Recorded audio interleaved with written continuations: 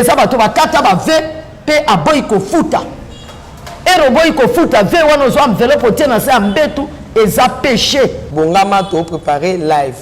Alors la live wana préparer connexion na yo. Passer de belé bazoloba ke Jésus déjà akufa na ekulusu aza capabilité na biso to boyite.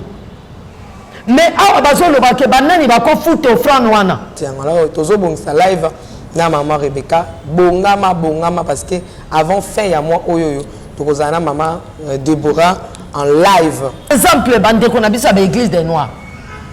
Bandima Jésus te milengela déjà connexion na yo kotinda milengela déjà ba question na yo milengela déjà et kozala un moment fort maman ba no bondela pona bino message ezala opesa ba question bo tuna to kendeka bongo soki batie kombo na yo na livre à souvenir et reconçoit problème un jour so lobika nzambe kanisa ngai me mutu aboya ke Yesu aza nzambe te aza mwana Marie aza nzambe bamindele soki aye na pasteur na problème il faut senga offrande de culpabilité ozoko banga nzambe na losambo na yo ndeko memo likolo babakisele bambula pona ba bien fait yo bakokanisa na nini est-ce que nzambe akobakisela mbula likolo bambula no bangozonga sikoyo wana ngozonga na mki te toza na kokende okuna siko to okende wapi tozokende bisika batia ba âme ya bato bakufi te.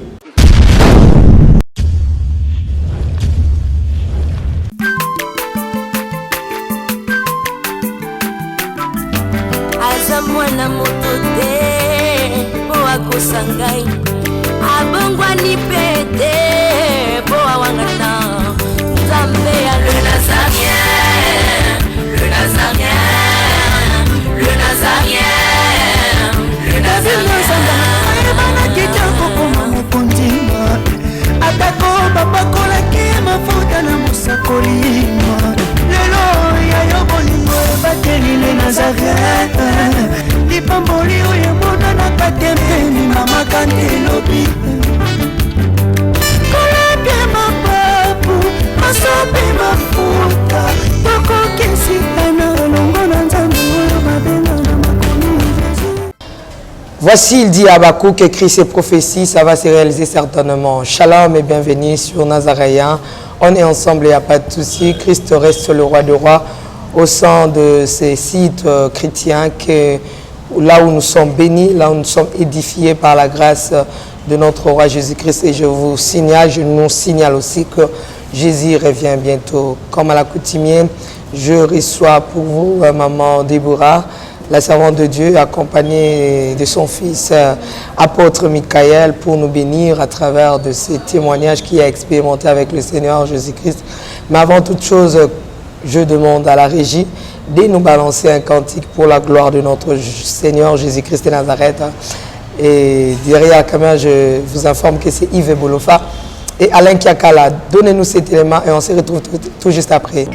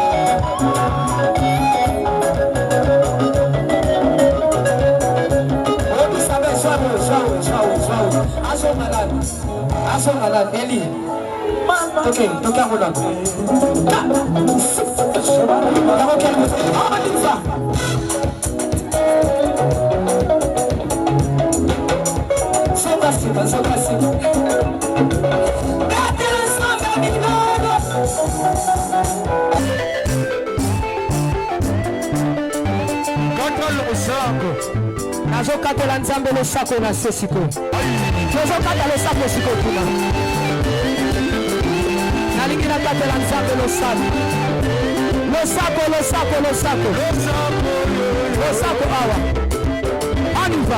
On y va.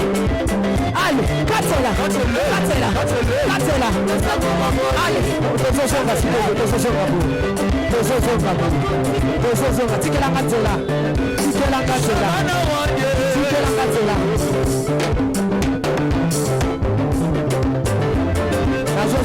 vous plaît,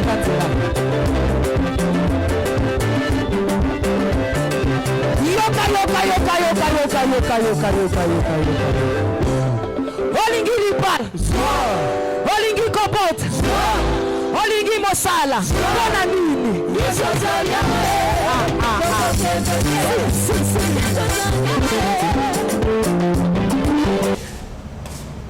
ve soki okati yango il faut kokisa yango bato batie baenveloppe mipanzi na bango eza bato bakata bave mpe aboyi kofuta ero boyi kofuta ve wana ozwa enveloppe otie na se ya mbetu eza péché ero kati eve réaliser yango ero lobi na kofuta boye futa pe okay.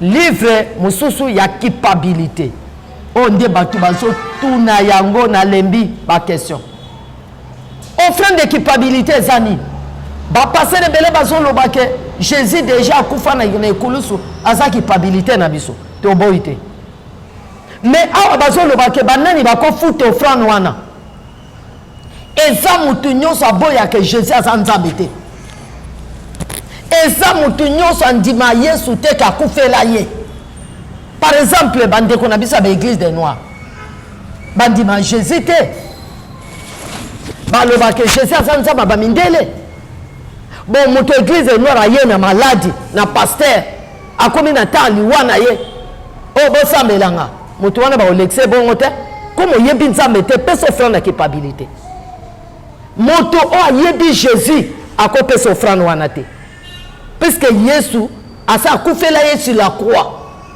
mais moto aboyaka Yesu aza nzambe te aza mwana Marie aza nzambe bamindele soki aye na pasteur na problème il faut senga offrande de culpabilité puisque ayebi Jésus te livre ya suka ezali livre à souvenir livre buku à souvenir eza nani moto asala bolamu bofrande nyonso futa basengi bopesi osungaka opesa bagalati 6 orespecta bave na yo kataka donc nyonso baloba sur l'offrande yo opesaka moto ya bongo so nzambe akozwa kombo na atie na livre à souvenir soki batie kombo na yo na livre à souvenir ero kozwa problème un jour so olobi ka nzambe kanisa ngai mpona bolamu na sala mpona mbongo na pesa mpona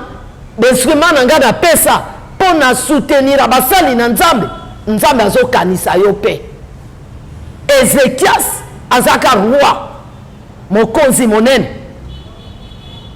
abano pesa baoffrande abano soutenir église abano tonga baéglise kotia barideau à luxe na kati église mokola sali mabe il faut nzambe aboma ye comme aza mokonzi atamboli na mabe nzambe alobi atindi prophète Esaïe kende koyebisa Ezekias azosala mabe mingi fo na boma ye azokufa Esaïe aye na Ezekias nzambe alobi ke ozosala mabe mingi ozokufa Esaïe azongi Ezekiel na nsima azwi putula pakoli azwi bilamba pasuki abani kolela nzambe nayebi ozobomanga na boyi te mekanisa mpe bolamu nanga nasunga église napesa badime napesa baoffrande napesa basoutien napesa basali na nzambe bilamba nanga wana okotala te vraiment nzambe otalaka mabe oyo nasali tala na buku na souvenir so kombo na ngai ekozala te nzambe ayebisi baange na banque céleste ale bofongola buku botala comme Ezekias bafongoli bayebisi nzambe oui kombo na eza bible elobi Esaïe akombaka suka mboka te nzambe ayebisi ezonga tina Ezekias yebisa yebo mpona bolamu osala okokufa lisusu te likolo bambula na nzambe azobakisa yo mbula 15 babakisele bambula mpona babienfait yo bakokanisa oyo na nini est ce que nzambe akobakisela mbula likolo bambula no vraiment eloko moto akanga yango botanga yango malembe nyonso ona yebisi yo eza na Bible eza na eloko ezangi na Bible te banda kosunga soko ozosunga mosala nzambe osali mabe te osali erreur te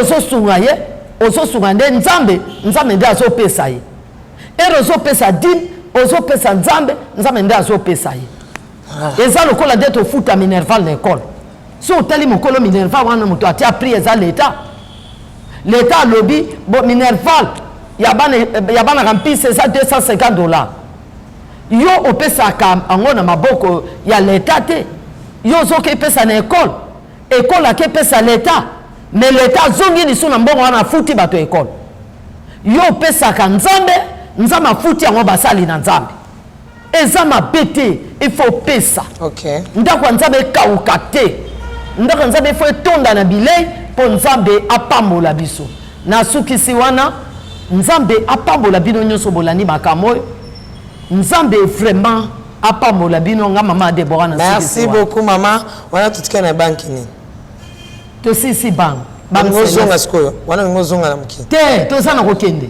okuna siko tokende wapi tozokende bisika batia ba am ya bato bakufi te naolia bakiti na bamesa atanya ukondoko namona yo nachayo na mwamba na minito na kata pena katikati ya saki ya fufu. Oui, alors est-ce que tu bonjour Boni et le côté et puis qu'il y a mon bureau à travailler des micros donc dès que ça on a eu galère na niveau 0 tout ça la boy moi il naza mbongo vraiment mingité mais nazo tchela bino moi mukio naza nango na agence moko boy Nazareta qui dit sérieux.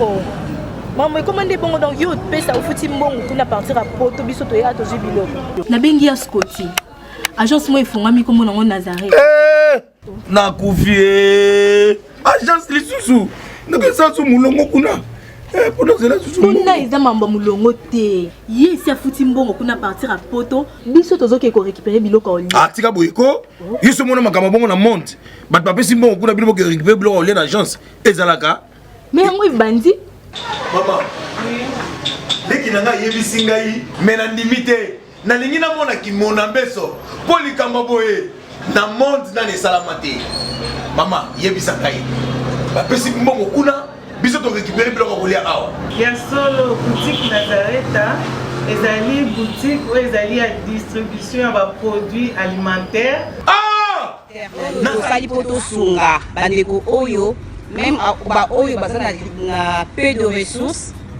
comme la boyete bandeko on baza à niveau à Kinshasa même avec un petit rien. Donc à partir à $10, $15. Donc si vous avez un bon côté, nous devons nous apporter au sungayo, à aux yeux de l'olia.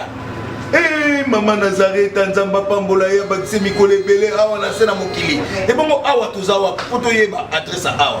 La boutique Nazareta est ici à Obungate, toza sur avenue Monkoto numéro 1, direction Elengesa. Face à face na église catholique Saint-Vincent. Ah, direction Elengesa, Monkoto numéro 1, à face de l'église catholique Ah, c'est ça, d'accord. Bon numéro de téléphone, vous avez monté déjà, vous avez on a 3 numéros pour Paris, vous avez un numéro pour la Suisse, vous avez un numéro pour la Suisse. Ah non, non, non, non, non, non. Nazareta vous avez la Congo Sili. Julia, vous avez Kangisa qui a foufou. Il y a modé, il y a foufou. Oui, pour la Nazareta, tu as un système en bimbi, dans Bongo Shingong. Bon, ok. Vous allez Silio. Qui dit sérieux. Oh bah ça les lanzam. Ok. Les bosso tout le monde qui prison. Il y a bateau bakoufa. Té. Les bosso tout le monde ba prison bateau baza vivant mais na prison en Satan. Ah. Parce que ba o bakoufa. Awa tout le monde peut prison bateau bakoufa. Awa tout le monde ba prisonnier de Dieu au baza vivant. Ok. Ba prisonnier de Dieu. Au baza na sia mokilo net yo za prisonnier de Dieu. Ah là ils sont place. Ba place na biso yo za na mokili. Mutu amana yo kuna. Voilà, nayebi ke Yves Bolofa oyeyoki. Bâtiment par bâtiment. Oza na sima caméra, loba vérité, oza na bâtiment. Ya nayebi ke Yves oza na kota or te, oza na kota argent te, okosanga te, oza na kota aluminium te. Papa oza mosakoli. Il va me dire simple. Musala ya go. Ya banga na mu dire simple ni. Musala zo. Non sala ngana, non sala. Kaka boya. Mais sala nka ya simple. Beta nka ya parti simple. Ai. Non ça ka so mtemanga lingi nango. Ngaza na nka simple. Ndimi simple azala. Soki à côté simple azate il va à côté ni. Il va ko kanisa ta 3 bâtiments ninga zana yemo akiva na kati. Mais ba kota ba tol, yebo ba côté, ya ba tol l'infini, ya ba tol nani ni côté wana. Bon azala ki ayoki na no. Ya ba kota ba côté. Kota Yves aza innocent. Ye banda côté ya tol, bâtiment ya tol complet. Bâtiment ya tol lissement ko. Bâtiment ya tol vide. Banda ba côté wana, ba 9e, 10e, 11e, 12e. Tina suka ne place il va cause akokanga 3 maboka bâtiment à la tcha on a nzoto na sali déjà grâce lokola yoki il va cause bâtiment gloire à l'agneau. Merci beaucoup, c'était juste l'ambiance de cette émission. Papa nabi ke moi na moraza kuna ba enga bâtiment nini ko na pesoze aka juste papa lo nzambe apambola yo mama na ngai mama Deborah nzambe apambola bana nzambe belé. Je crois bien que lelo to yoki lisusu makamwa malamu ezabiloko mibale. On a biso ko kende likolo mama Stéphane ezaka ko banga nzambe na ko tambola na bosembo okabwani na mokili ozo ko banga nzambe na losambo na yo nde ko memo likolo pona biso ko koma na vie po nzambe Bible na tongo donc la Bible dit si même vous ne lisez pas les Écritures mais la nature peut aussi vous enseigner. Ba kinoise ba lobi dans langage kinoise tongo etani tongo a makambo. Mais les Écritures disent à chaque matin l'Éternel renouvelle sa bonté. C'est-à-dire quoi? Pour la biso ko pamba ma exercice ezalaka moko. Nanzela ko sala makambo ya boyi. Netlelo la tongo totelemi na super na mama. Tala batunare de bis. Bila mo ayebo obi ke yaki muye mais ekawika na nzoto. C'est-à-dire tozondi mako polisa même bilamba et ça c'est to komba kaka place mama Stéphanie azali. Yo mo yebi place tozo uta musika. Poto za transport to ya kokoma place ozali métropole na se ambula pona nini poto za na engagement musala nzambe soki ba presio lipamboli nyonso net mama wala kanga téléphone na sina yebisaki ye pe na zozongela ko yebisa ye téléphone na ye konga la téléphone ekokoma mutu nyonso akobenga kanga itange na téléphone na maboko eke na sambele pona nzela na lusambo soki nzamba yoki losambo mutu wana alinga sale malamu alongola mwa epwe abakisa mama mukolo téléphone. Merci beaucoup. Donc nzamba pambola bana na nzambe bele botya nzambe na épreuve bozala makambo bele akosala musala nzambe oyo esengaka kosungama na bino ba conseil na bino ba prière na bino assistance na bino d'un cœur sincère ya ko forcer te ya ko yima te na motema ya moko kaka oyo zanango atozomona eza muke sala kaka ndenge eza muke wana ndenge nzambe azo disposer. Je crois bien que nzambe ako arroser yo ndenge mama awuti kolobe pa na biso. Merci pambola biso pour lelo soki servante de Dieu akomi atako tambola na mutuka na ye moko ezate ki atene masuna red de bis batini kakuna mama lekisanga mama nyata soki lelo penza mama Deborah akomi ko tambola ba mama Stéphanie talaka ke tuzana bana na nzambe bele alobite mama Stéphanie kende na mama Deborah na liberté mituka langeza wana bazoteka azwa moko apona oya lingi bon mama o lo samba barosa pona mutu ezandeni. Merci. Gloire à l'agneau. Voilà, nzambo atushamite masalela muhumbu na ye. Voilà, c'est un peu ça. Kona pambola bino na mutabanja ebi batima na ye. Je pense que papa no tana maman ebi batima mama. Za basi mususu mobile na zo baba pesa. Ya zo boya. Aka yeba ke papa zo boya ndi batima na batongela. Vraiment c'est juste ça. Nzamba pambola baino surtout balandi témoignage to koba to kindema to préparer live wana je crois bien to kozala mama vendredi à to solo lango mais to kolinga ko chango semaine prochaine pona akota avant mama azonga na mukili na ala mukala ko se kwa na 10e jour parce que azaka likolo to kolinga ba to ba poser ba question parce que ba ko benga biso belé ba na mituna ba na makambo alors ozwaka mama te bongama to préparer live.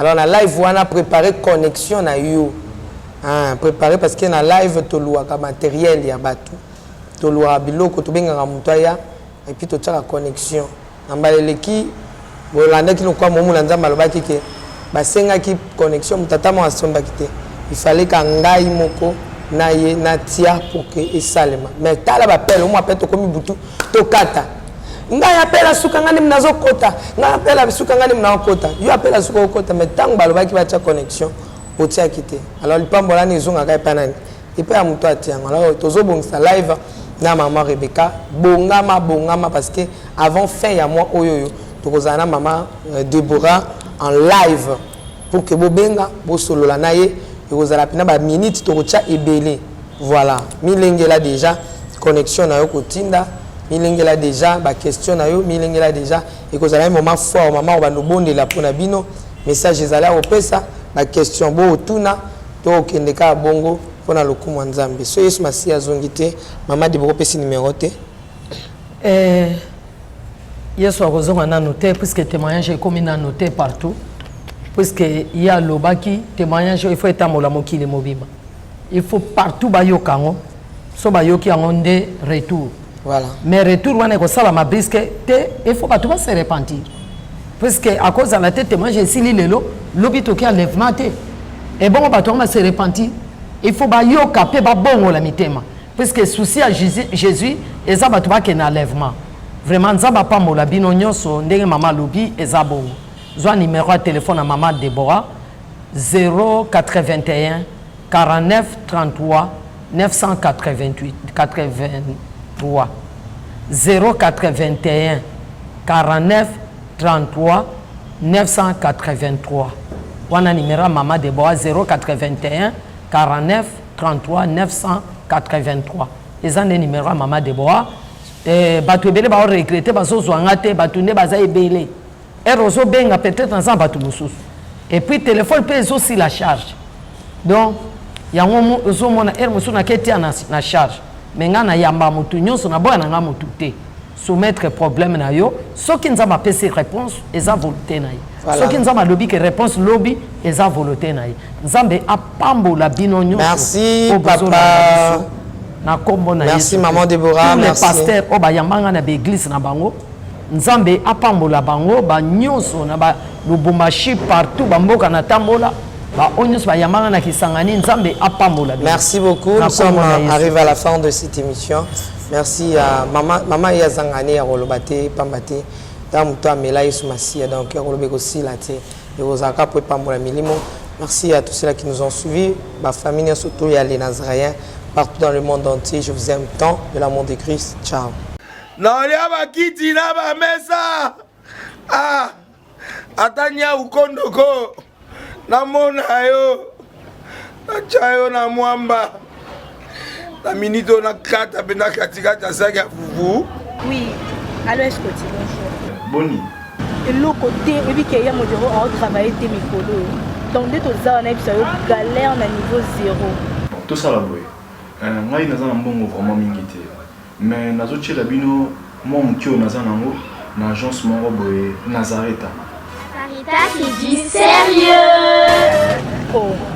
Maman comment des bongo donc yo pesa ufuti mbongo kuna partir à poto biso to ya to jubiloko. Na bengi ya Scotty. Agence moi ifungami comme nango Nazareta. Na kufie. Agence lisusu. Naka sa su mulongo kuna. Kuna eza mambo mulongo te. Ye si afuti mbongo kuna partir à poto biso tozoke ko récupérer biloko oli. Ah tika boyeko. Yeso mona makamba bongo na monte.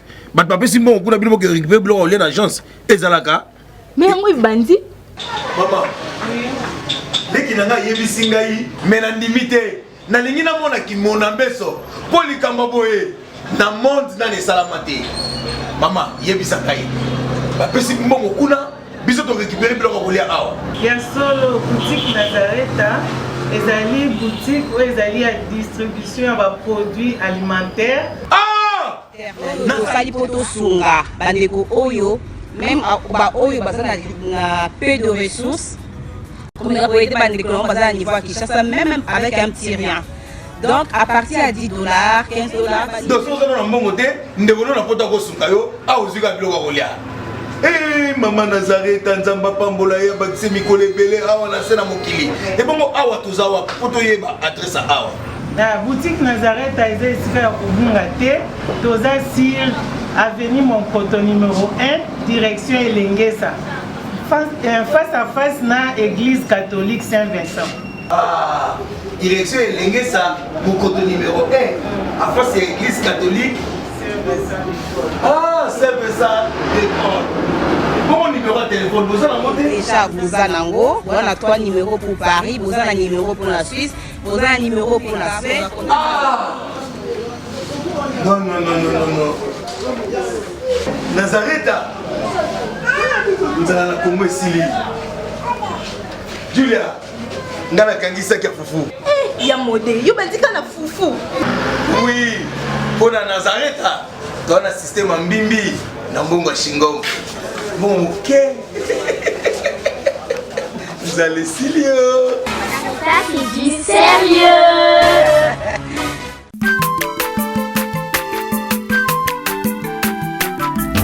Aza mwana moto te po akosa ngai abongwani pete po awangata Nzambe ya le Nazarien, le Nazarien, le Nazarien.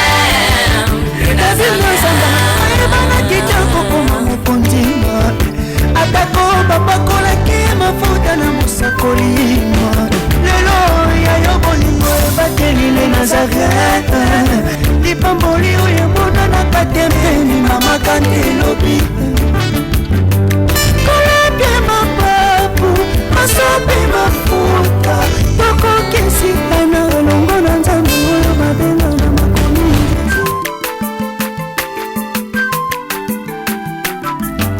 aza mwana moto te po akosa ngai abongwani pete